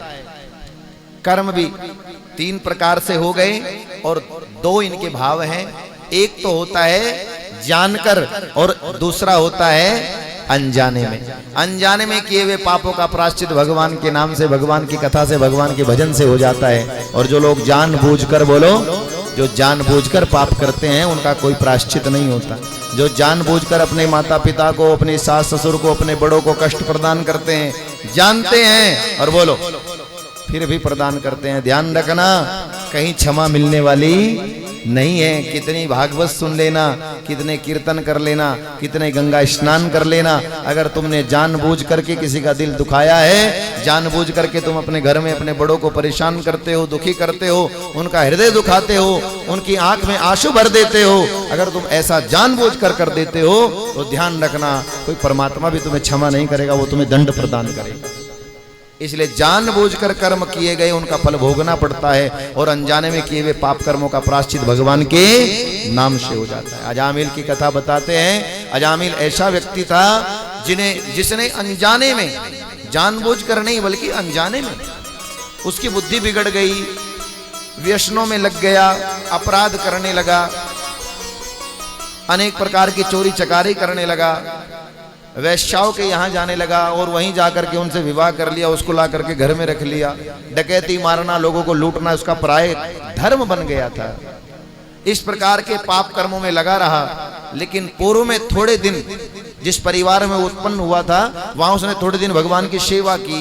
अपने पिताजी के लिए थोड़े से फूल पत्ते इकट्ठे कर लाता था भगवान की सेवा के लिए। तो उससे कोई एक ऐसा पुण्य जागृत हो गया। देखो कैसा भी व्यक्ति हो, उसके जीवन में एक अवसर जरूर ऐसा आता है जिसमें वो अपने जीवन का सुधार कर सके। चाहे कोई अपराधी हो, जैसा भी व्यक्ति हो, एक अवसर भगवान उसे जरूर देते हैं सुधरने का। उसमें भी वो ना सुधरे तो बोलो, उसमें भी वो ना सुधरे तो क्या करें फिर? बोले अर्जुन से एक दिन वो मोहन मदन,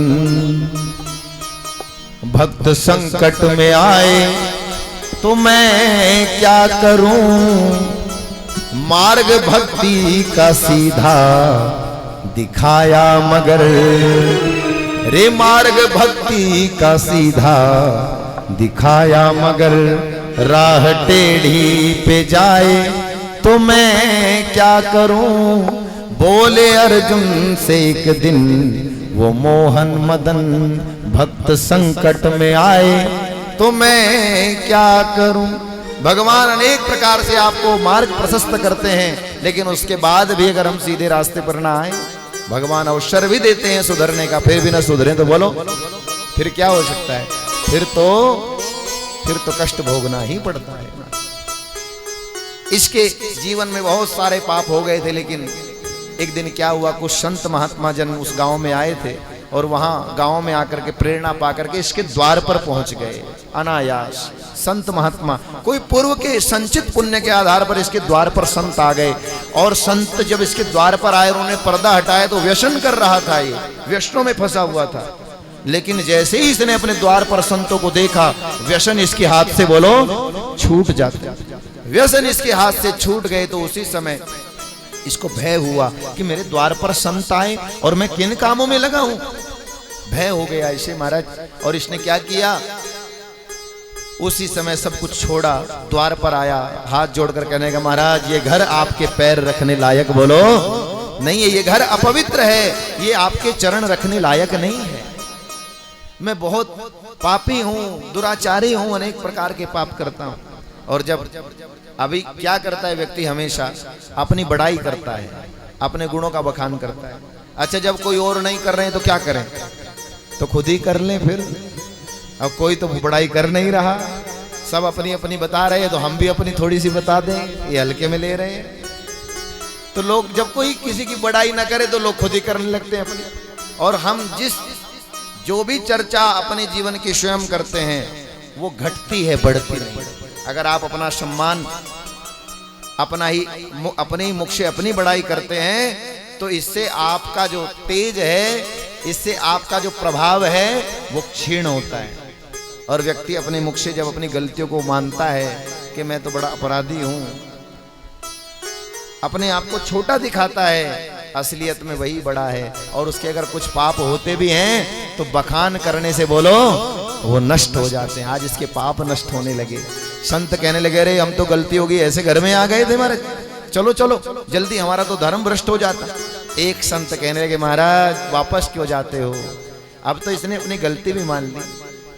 और लोग कहेंगे कि अजामिल के द्वार पर संत आए, उसके बाद भी उसका जीवन बदला नहीं, तो फिर संतों के आने से क्या फायदा हुआ।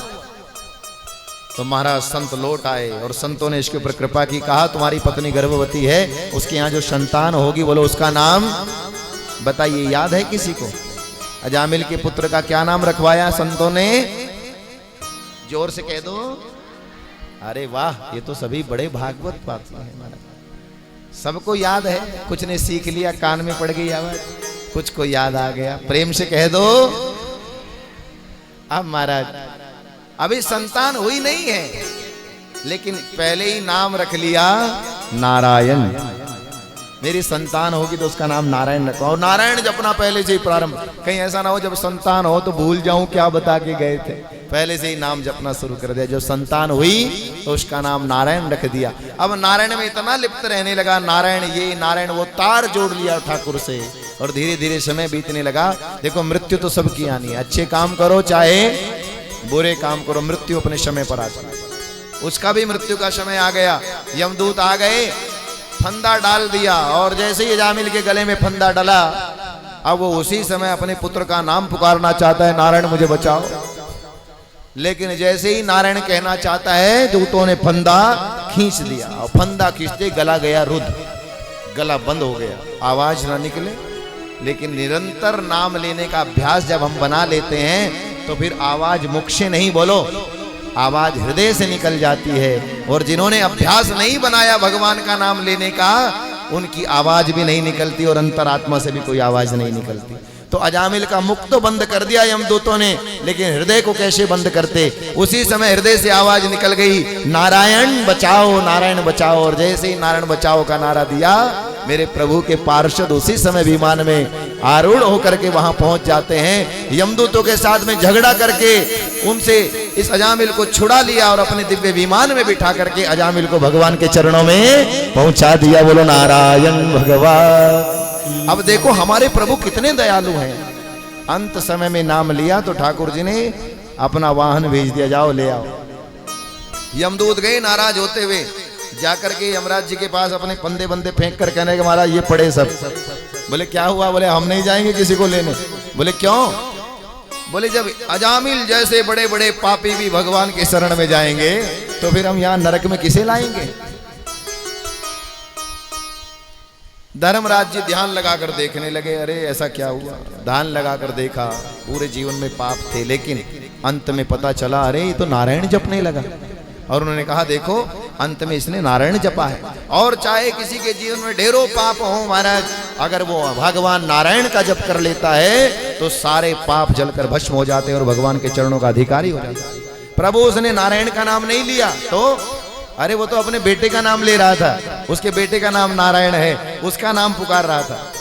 बोले चाहे वो किसी बहाने से नारायण का नाम पुकार रहा हो, पर नाम तो बोलो, नाम तो नारायण का था। और नारायण जब नाम सुन लेते हैं उस नाम से इतने प्रसन्न हो जाते हैं कि भक्तों के जीवन में आनंद भर देते हैं। प्रेम से कह दो। और इसलिए यमदूतों को समझा दिया कि कोई भी भगवान की भक्ति भजन करने वाला हो उनके आसपास भी मत जाना, क्योंकि उनके आसपास जाने लायक भी तुम नहीं हो। भगवान के देवदूत उनके पास रहते हैं और ठाकुर जी की कृपा में सदैव उनका जीवन निर्विघ्न बना रहता है। ऐसे आनंद भरने वाले भगवान के नाम को का यश, उनके नाम का गुणगान श्रवण कराया है। और महाराज आगे कहते हैं इसी पावन कथा में हिरण्यकश्यपु, जिसका भाई हिरण्याक्ष वध हो जाने पर वो तपस्या करने चला गया और ब्रह्मा जी से भारी वरदान प्राप्त करके देवताओं पर चढ़ाई कर दी। लेकिन पहले ही भगवान ने ऐसी कृपा की कि उसी के घर में अपने भक्त को जन्म दे दिया। उसके घर में प्रहलाद जी का जन्म हो गया था। प्रहलाद जी भगवान नारायण की भक्ति करते, सारी दुनिया से तो नाम छुड़ाता है, लेकिन उसी के घर में भगवान ने ऐसा प्रकट कर दिया जो नित्य नारायण नारायण का नाम जपता है। हिरण्यकश्यप ने बहुत प्रयास कर लिए अपने पुत्र के मुख से भगवान का नाम छुड़ाने के, लेकिन उसका प्रयास सफल नहीं हो पाया। प्रयास सफल नहीं हो पाया। पहाड़ों से गिराया तो प्रहलाद जी को ये भरोसा है कि मुझे बचाने वाले मेरे प्रभु है और बचाते भी हैं। भरोसा पक्का होना चाहिए। जो थोड़ा भी डर है अंदर बोलो तो फिर उतने में भगवान को लगता है जब तक ये थोड़ी सी शंका तुम्हारी जाएगी नहीं तब तक मैं आऊंगा नहीं। जब मैं था तो तू नहीं, जब तू आया तो बोलो तो मैं, जब भगवान आते हैं तो मैं निकल जाती है, फिर मैं नहीं रहती। गरम खंबे से चिपकाया गया, वहां भी भगवान को देखा। हिरण्यकश्यप की बहन देखती हुई आग में उसको लेकर बैठ जाती है। वो भगवान ब्रह्मा जी का दिया हुआ कवच पहनकर बैठती है और प्रहलाद जी भगवान नारायण का नाम रूपी कवच लेकर बैठते हैं। धू धू करके आग जब जली तो बोलो जिसने ब्रह्मा जी का कवच पहन रखा था वो तो जल गई, और जिसने भगवान नारायण के नाम का कवच पहना था बोलो वो उस जलती अग्नि से भी जो ऐसे ही निकल करके आ जाता। सब प्रकार से भगवान रक्षा करते रहे। हिरण्यकश्यप बड़ा हताश हो गया, बहुत प्रकार से प्रयास किया परंतु नाम नहीं छुड़ा पाया। और एक दिन सभा के मध्य में जब प्रहलाद जी वहां आए और उन्होंने इधर देख उधर देख सब जगह नमस्कार किया, क्यों प्रभु तो 200 और हैं, कौन सा ऐसा स्थान जहां भगवान ने। ये देख करके हिरण्यकश्यप और जल गया। अरे किसको प्रणाम करते? बोले मेरे नारायण है। कहाँ है तेरा नारायण? हमें क्यों नहीं दिखता? बोले पिताश्री आपके पास वो आंखें नहीं है जिनसे आप भगवान का दर्शन कर सकते। बोले हमें भी दिखाओ, कहाँ है तुम्हारा नारायण? बोले मेरा नारायण तो सब जगह। बोले इस खंबे में भी? हाँ इस खंबे में भी। तो उसी समय हिरण्यकश्यप तलवार लेकर खड़ा हो गया, खंबे की ओर बढ़ने लगा। प्रहलाद जी भगवान से कहने लगे प्रभु आज कृपा कर देना, आज पिताजी को दिख ही जाना बस। ये बहुत कहते हैं कि हमें नहीं दिखते, हमें नहीं दिखते, आज दिख जाना। और जैसे ही खंबे की ओर बढ़ा है, खंबे पर प्रहार करने के लिए तलवार जैसे ही उठाई, उसी समय भगवान खंबे को फाड़कर नृसिंह के रूप में प्रकट हो जाते हैं। बोलो नृसिंह भगवान की। भगवान नृसिंह के रूप में प्रकट हो गए हैं। और महाराज ऐसे पकड़ लिया हिरण्यकश्यप को जैसे कोई सिंह अपने शिकार को पकड़ लेता है। घसीटते हुए ले गए, द्वार के मध्य में अपनी जंघाओं पर लिटा लिया। मारने के लिए जैसे उद्यत हुए, हिरण्यकश्यप मुस्कुराने लगा, महाराज मैं नहीं मरूंगा। बोले क्यों? बोले मैंने वरदान ले रखा है। कैसा वरदान? बोले मैं ना दिन मर सकता हूं ना रात।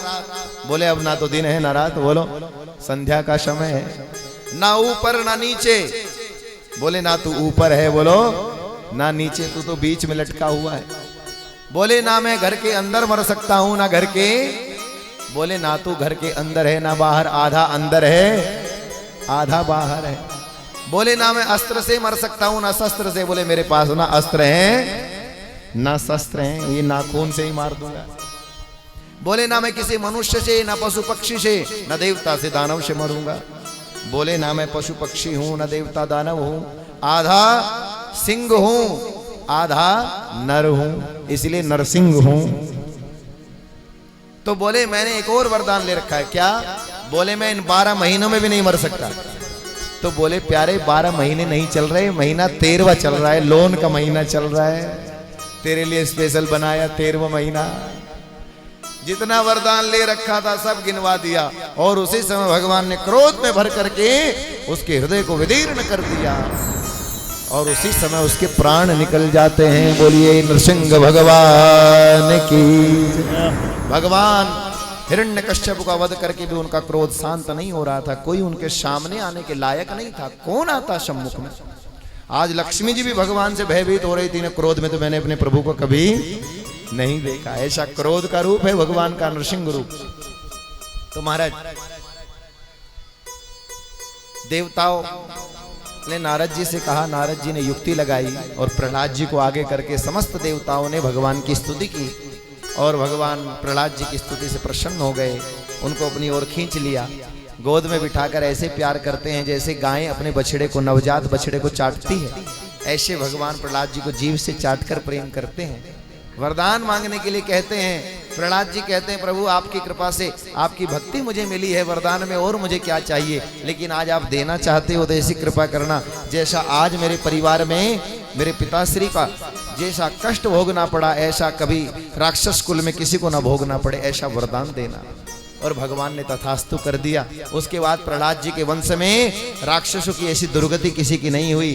प्रहलाद जी के विरोचन होते हैं वो भी भक्त हुए, विरोचन के राजा बलि होते हैं वो भी भक्त हुए, राजा बलि के बाणासुर होते हैं वो भी भक्त हुए, और राजा बाणासुर के आगे उनका राज्य भगवान श्री कृष्ण के पौत्र ही भोगते हैं, फिर वहीं से उनकी वंश परंपरा आगे बढ़ जाती है। ऐसे भगवान ने वरदान प्रदान कर दिया।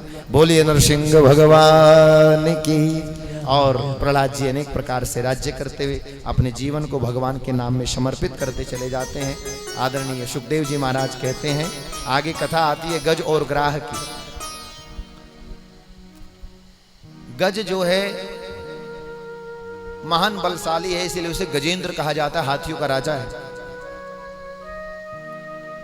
भाव दिखाना चाहता है कोई कितना भी बलवान हो, एक स्थिति जीवन में ऐसे आ जाती है कि अपने शरीर का बोझ उठाना भी बोलो मुश्किल हो जाता है। उन पहलवानों से पूछो जाकर के जो बोरी की बोरी अपने कंधे पर लाद कर चलते थे, आज डंडे के सहारे अपने शरीर को चलाते हैं, आज डंडे के सहारे अपने शरीर को खींच रहे हैं।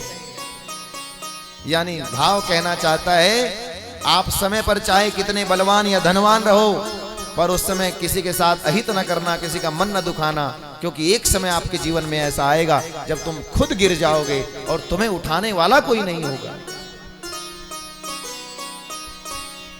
गजेंद्र के जीवन में ऐसी स्थिति बनती है, वो अपने परिवार के भरोसे पर, अपने भरोसे पर, अपने बल पर सबको बड़ा दुख देता रहता है। एक दिन वो हथनियों के साथ में उद्यान के निकट ही सरोवर में स्नान करने के लिए आया और वहां क्रीड़ा करने लगा, हथनियों के साथ खेलने लगा। देववश आज उसके अंदर जो ग्राह रहता था वो पहले तो बचता रहा, और बचते बचते बाद में देखा बचकर काम चलने वाला नहीं है, तो उसने पैर पकड़ लिया इस गजेंद्र का। अब पैर पकड़ा तो हाथी को लगता है अरे ये मेरे लिए क्या है, चींटी के समान है, जब मैं चाहूंगा तो बाहर खींच कर निकाल दूंगा, क्योंकि 1000 हाथियों का बल गजेंद्र के अंदर था, खींच कर निकाल देता। उसके सामने मगरमच्छ क्या था। इसीलिए वो सोचा कि मैं अपने क्रीड़ा में खलल डालना नहीं चाहता, आनंद करता रहूंगा। और महाराज जब यहां से बाहर निकलूंगा ऐसे खींचते हुए निकल जाऊंगा। लेकिन धीरे धीरे उसने क्या किया, रक्तपान करना शुरू कर दिया, इसका खून पीना शुरू कर दिया। ये तो निर्बल होता चला गया और वो बलवान होता चला गया। और वैसे भी जल के अंदर ग्राह का बल ज्यादा होता है, हाथी का कम होता है। जब हाथी ने देखा मैं कमजोर पड़ रहा हूं, तब उसने क्या किया, युद्ध हो गया। गज और ग्राह का युद्ध हुआ घनघोर। बहुत लंबे काल तक दोनों का युद्ध हुआ और युद्ध में स्थिति ये बनी कि जर्जर हो गया हाथी, कमजोर पड़ गया, पर जीत नहीं पाया। अपने परिवार को पुकारता है, अरे मुझे बचाओ, मेरी रक्षा करो, मैं मारा जाऊंगा। परिवार के लोग कहने लगे, बोले हम नहीं बचा पाएंगे, और अगर हम भी तुम्हारे साथ लगेंगे, हम भी तुम्हारे चक्कर में मारे जाएंगे, तुम तो मरोगे ही, हमें भी लेकर मरोगे। जब किसी को असाध्य बीमारी घर में लग जाती है ना, तो घर के परिवार के बच्चे, आप सोचो कितने दिन तक अपनी नौकरी छोड़कर तुम्हारी सेवा करेंगे।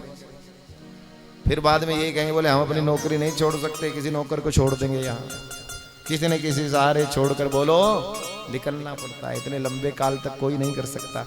इसीलिए भगवान की भक्ति जीवन में बहुत जरूरी है, क्योंकि जब कोई नहीं आता तब मेरा श्याम आता है, और मेरे दुख के दिनों में वो बड़ा काम आता है। जब संसार में कोई नहीं आता, मेरे ठाकुर आते हैं, मेरे प्रभु आते हैं। अब इसने देखा, इसकी आंखों में आंसू आए और ये रुदन करने लगा।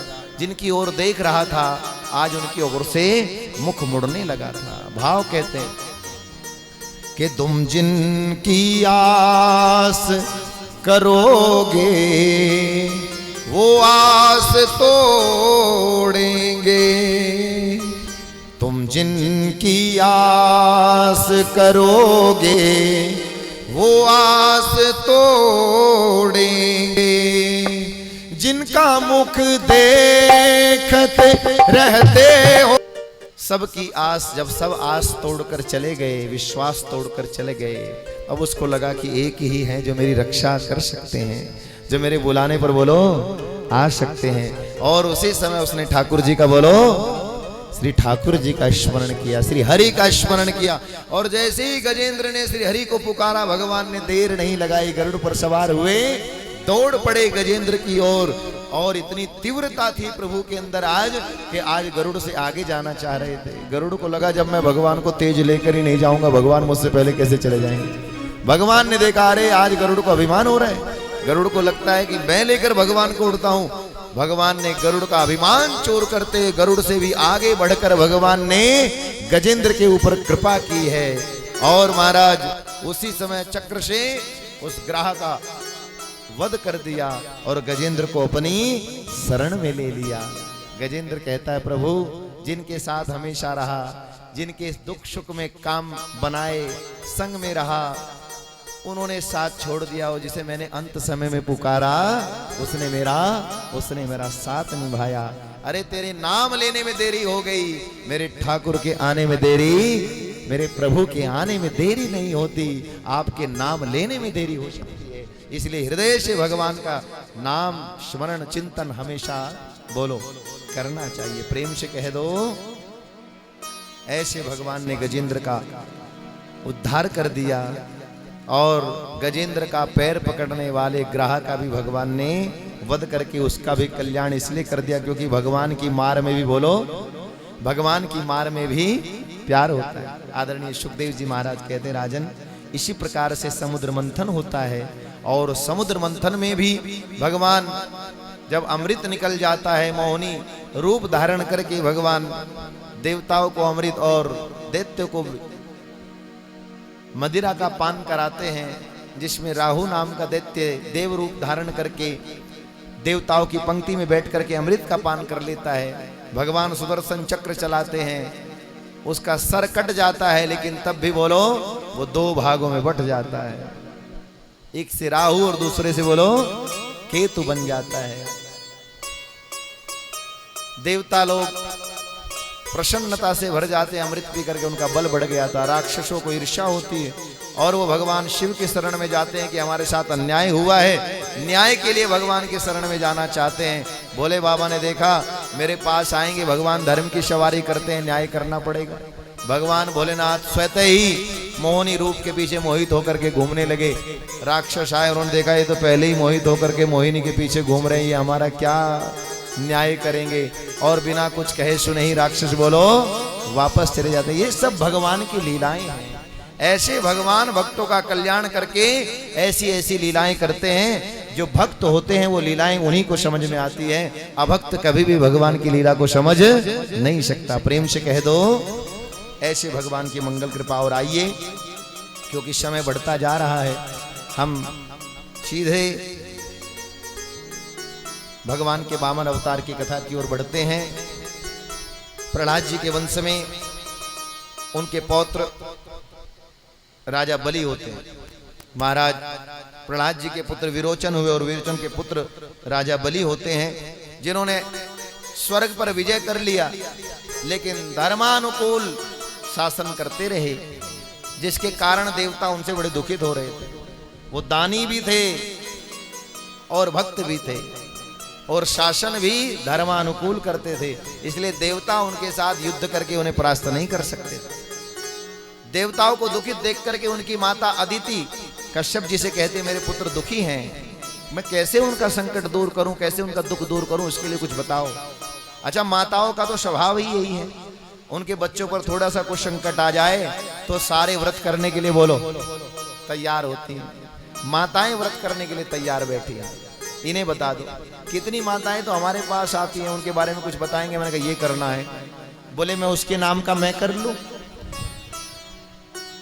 उसे पूछती भी नहीं है, इतना काम तो वो खुद भी कर लेगा, तुम थोड़ा उसको भी तो करने दो।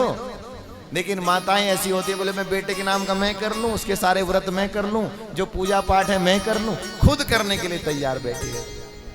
इनके अच्छे नंबर आ जाएं, इसके लिए माताएं व्रत करती हैं, पूजा करती हैं। इनकी अच्छी नौकरी लग जाए, इसके लिए पूजा करती हैं, व्रत करती हैं। इनका अच्छा विवाह हो जाए, अच्छी सी बहू आ जाए, बोलो, इसके लिए व्रत करती हैं, पूजा पाठ करती हैं।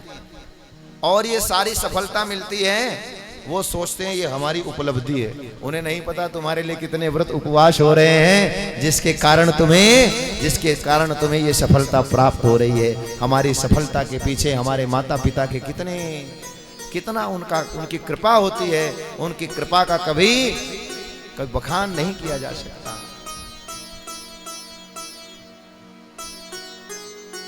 उसकी कृपा का बखान नहीं किया जाता। माता ने कश्यप जी से मंत्र ले लिया और कश्यप जी ने उनको पयोव्रत दिया। फाल्गुन मास शुक्ल पक्ष की प्रतिपदा से प्रारंभ करना है, 12 दिन का व्रत है, 13वें दिन पारना करना है, दूध पी करके व्रत करना है, पय का पान करना है। पयव्रत बता दिया, व्रत प्रारंभ कर दिया। 12 दिन पूर्ण करके 13वें दिन उद्यापन किया तो भगवान नारायण की कृपा हुई और उनको वरदान प्राप्त हो गया कि मैं स्वयं तुम्हारे यहाँ प्रकट होकर के देवताओं का दुख दूर करूंगा। और समय आने पर महाराज भाद्रपद मास शुक्ल पक्ष की द्वादशी तिथि को साक्षात भगवान वामन के रूप में प्रकट हो जाते हैं। बोले वामन भगवान की। वामन अंगुल के भगवान हैं। अब वामन अंगुल के भगवान छोटे से देवता आए, अनेक प्रकार से उनका सम्मान किया गया, जात कर्म संस्कार हुए, सभी ने कुछ न कुछ भेंट किया। छोटे से बालक के रूप में दिव्य तेज धारी भगवान अपने लक्ष्य की ओर बढ़ जाते हैं। राजा बलि उस समय एक महान यज्ञ कर रहे थे और उनके यज्ञ की ओर भगवान वामन बढ़ चले हैं। भगवान वामन को अपने यज्ञ की ओर आता हुआ देख करके महाराज बलि को लगता है कि ये कोई सूर्य के समान तेजस्वी आ रहा है। और निकट आए तो सूर्य निकट आएगा तो क्या करेगा, जलाएगा। तो सूर्य तो नहीं है, ये चंद्रमा है, क्योंकि इनके आने से शीतलता मिल रही है। और निकट आए तो देखा तो कोई ब्रह्मचारी बालक है, छोटा सा, दिव्य तेजधारी है, इसके आने से तो मेरा यज्ञ सफल हो गया।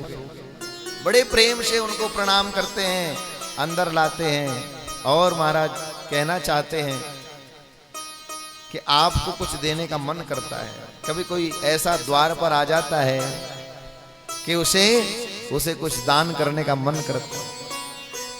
अब महाराज वो कहें कि हमें तो कुछ नहीं चाहिए। अच्छा, जो कुछ ना मांगे उसे और ज्यादा देने का मन करता है। मांगने वाले को कम देने का मन करता है। बिन मांगे मोती मिले और मांगे मिले ना। बिन मांगे तो बहुत कुछ देने का मन करता है और मांगने वाले को तो कुछ देने का मन नहीं करता। अब क्या होता है, वो मना करें तो वो और ज्यादा कहें। जब उन्होंने ज्यादा कहा तो उन्होंने कहा आप ज्यादा नहीं चाहिए तो देना ही चाहते हो तो बोलो 3 पग भूमि दे दो। अब वो देखकर मुस्कुराए, जितने छोटे से हैं उतनी छोटी सी इनकी मांग है। 3 पग भूमि का क्या करोगे? जहां तक दृष्टि जाती है वहां तक ले लो, पूरा का पूरा एक राज्य ले लो, एक लोक चाहते हो तो पूरा एक लोक ले लो। बोले इतने का हम क्या करेंगे, हमें 3 पग बहुत है, इतने में बैठ करके हम भजन कर लेंगे बस। जब नहीं माने तो बोले ठीक है 3 पग ले लो, पर हम अपने पैर से नाप देते, तुम्हारे पैर छोटे छोटे हैं, इतने छोटे पैर से कितना आएगा, हम अपने पैर से 3 पग कर देते। बोले नहीं, पैर भी हमारा ही चलेगा। अब तुम्हारे पैर से कितनी आएगी और हमारे पैर से कितनी आएगी तुम्हें अभी नहीं, बाद में पता चलेगा। प्रेम से कह दो कि हरि बामन का रूप बनाए, बलि राजा के द्वारे पे आए, हरि बामन का रूप और महाराज भगवान का पूरा पूजन किया, सत्कार किया, और भगवान ने कहा कि नहीं हमें अपने ही पैर से चाहिए। देखो तो उन्होंने कहा चलो ठीक है, तुम जो भी चाहो वो ले लो, अपने ही पैर से ले लो। उन्होंने कहा ऐसे नहीं लेंगे, वचन दो। बोले मैं 3 पग भूमि के लिए मुकर जाऊंगा। बोले नहीं, वचन दो। बोले वचन दिया, ले लो। बोले ऐसे नहीं लेंगे, हम ब्राह्मण हैं, संकल्प पूर्वक दान लेंगे, संकल्प करो। तो महाराज राजा बलि हाथ में जल लेने के लिए तैयार होते हैं, भगवान हाथ में जल देने लगे तो उनके गुरुजी आके समझाने लगे। बोले तुम समझ नहीं रहे हो बात को। बोले ये जो छोटे से रूप में खड़े हैं ये देवताओं के हितैषी विष्णु हैं, 3 पग में तुम्हारा सब कुछ ले लेंगे, तुम कंगाल हो जाओगे, इसलिए इनसे बचो। बलि कहने लगे गुरुदेव देखो अब तो मैंने वचन दे दिया, अब मैं अपने वचन से फिरूंगा नहीं, अब मैं अपने वचन से बोलो अपने वचन से नहीं फिरूंगा, इसलिए जो वचन दिया है उस वचन को पूरा निभाऊंगा। महाराज गुरुजी समझाते हैं, लेकिन आज बलि ने गुरु की बात को भी बोलो नहीं माना। शास्त्र कहता है कई बार जो गुरु सद्मार्ग दिखाने वाला है वही गुरु अगर मार्ग दिखा रहा होता तो कई बार भगवान के सामने गुरु की बात को भी छोड़ना पड़ जाता है। गुरु तजो राजा बलि प्रहलाद तजो तात पिता को भगवान के लिए छोड़ने वाले कौन हैं? भगवान के लिए पिता को छोड़ने वाले प्रहलाद जी, भगवान के लिए पिता को छोड़ दिया। भगवान के लिए गुरु को छोड़ने वाले कौन? राजा बलि, भगवान के लिए गुरु को छोड़ दिया। भगवान के लिए माता को छोड़ने वाले कौन बताओ? भगवान के लिए माता को छोड़ने वाले भरत जी, कैकेयी माता को छोड़ दिया भगवान राम के लिए। भगवान के लिए पत्नी को छोड़ने वाले कौन? भगवान शिव। भोलेनाथ ने जब मां सती ने भगवती सीता का रूप बना लिया था तो वहीं भगवान शिव ने उनका त्याग कर दिया था। भगवान के लिए पत्नी का त्याग करने वाले भगवान शिव। भगवान के लिए भाई को छोड़ने वाला कौन? भगवान के लिए भाई को छोड़ने वाले विभीषण, भगवान के लिए भाई को छोड़ दिया। कोई संबंध ऐसा संसार में बचा नहीं है जो भगवान के लिए बोलो, जो भगवान के लिए छूटा नहीं है। आज भगवान के लिए गुरु का वाक्य छोड़ दिया। क्यों? क्योंकि मैंने वचन दे दिया और अपने वचन के पालक थे राजा बलि, इसलिए उनके साथ युद्ध करके उन्हें परास्त नहीं किया जा सकता था। उनसे दान में मांगकर भगवान स्वर्ग को देवताओं को लौटा सकते थे। और देखो भगवान जब भक्तों के हितैषी बनते हैं ना तो भगवान फिर कुछ भी कर लेते हैं। साम दाम दंड भेद सब, युद्ध से काम चलता तो ठीक है, नहीं तो दान मांग लेंगे, कौन सी बड़ी बात। तो भगवान मांगने ही वाले बनकर चले गए, बोले मांगने ही दान में ले लेंगे सब। राजा बलि जब नहीं माने और वो जल लेने के लिए तैयार हुए तो गुरुजी भी नहीं माने। गुरुजी ने भी क्या किया, गुरुजी जाकर के लोटे की टोंटी थी जिससे जल निकलता है, लोटे की टोंटी के अंदर जाकर बैठ गए छोटे से बन के। अब जल ना बाहर आने तो दोनों हाथ ऐसे लगाकर बिल्कुल ऐसे कर लिया। जल वो निकाले, वो जल बाहर ना आए। अब जब जल बाहर ना निकले तो भगवान ने देखा ये गुरुजी जो है भेद कर रहे हैं। तो भगवान ने एक सींक उठाई कुशा की, और कुशा की सींक उस जल से निकलने वाली जलहरी के मुख में डाल दी। और जैसे ही गई वो अंदर जाकर के सीधे गुरुजी के आंख में लगी, और शुक्राचार्य जी की आंख में लगी। तो एक आंख गुरुजी की, बोलो, एक आंख गुरुजी की फूट गई। गुरुजी एक चक्षु वाले हो गए। मानो कहना चाहते हैं कि गुरुजी की भेद दृष्टि नहीं होनी चाहिए, अभेद दृष्टि होनी चाहिए, इसलिए एक दृष्टि हटा दी, एक ही रखी। अब जल निकला, संकल्प कर दिया, महाराज ब्राह्मण रूपाय वामनाय इमाम त्रीणी पदानी भूमिम संप्रददे। और जैसे ही 3 पग भूमि भगवान को प्रदान की, और राजा बलि से कहा कि अब नेत्र बंद करके थोड़ा ध्यान कर लो। एक बार आप भी कर लो, देखो आपके सामने भी वामन भगवान प्रकट हो जाएंगे। एक बार नेत्र बंद कर लो। और जैसे ही नेत्र बंद करके आंखें खोली तो वामन इतने बड़े रूप में दिखाए। बोले वामन भगवान की जय हो। महाराज जैसे ही नेत्र बंद करके खोले तो वामन भगवान का विशाल रूप दिखाई दिया। ऐसा कहते हैं महाराज, जब कोई द्वार पर आता है, ऐसे तो आज तो साक्षात राजा बलि के द्वार पर तो भगवान ही आए हैं, लेकिन ऐसे कोई द्वार पर आता है तो उसे भगवान का ही रूप माना जाता है। किसी ने भाव गाया है कि तेरे द्वार खड़ा भगवान भगत भर दे रे झोली, भगत भर दे रे झोली। तेरे द्वार खड़ा भगवान भगत भर दे रे झोली, भगत भर दे रे झोली, भगत भर दे रे झोली। तेरा होगा बड़ा एहसान रे, जुग जुग रहे तुम्हारी शान, भगत भर दे रे झोली, भगत भर दे रे झोली। तेरे द्वार खड़ा भगवान जय हो।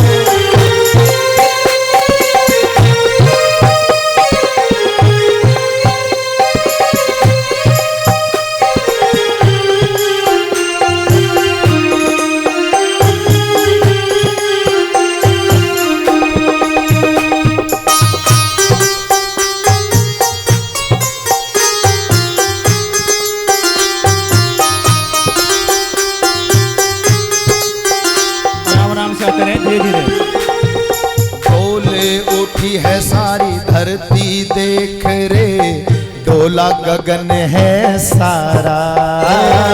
डोले उठी है सारी धरती देख रे, डोला गगन है सारा। भीख मांगने आया तेरे दर, जगत का पालन हारा रे, जगत का पालन हारा।